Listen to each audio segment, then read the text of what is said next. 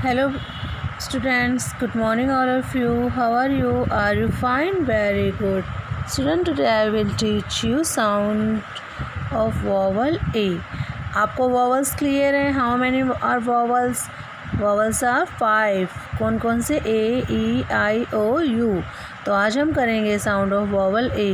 सबसे पहले date 11/8/20 SW, then days today Tuesday.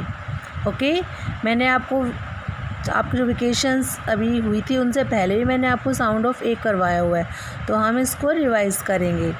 Okay, और आपको मेरे साथ साथ बोलना है और अपने कॉपी में सुंदर सुंदर इनको लिखना है. देखो, ए बी ऐप. ए की साउंड मैंने आपको बताई थी ए, और बी की साउंड ब, तो ये बन गया ऐप. ठीक है, ऐप.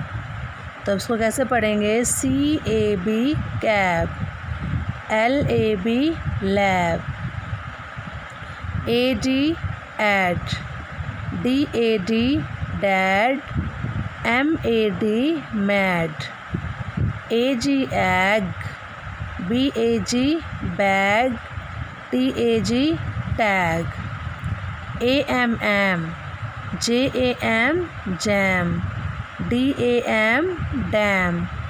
देखो, जो इनके ये पीछे के वर्ड्स हैं ये सेम है, हमें बस आगे के वर्ड को चेंज करके उसको उसी तरह से पढ़ना है. AN an. देखो यहाँ पे भी एन और एन लिखा है, हमें बस आगे का वर्ड चेंज किया है M, और यहाँ पे F.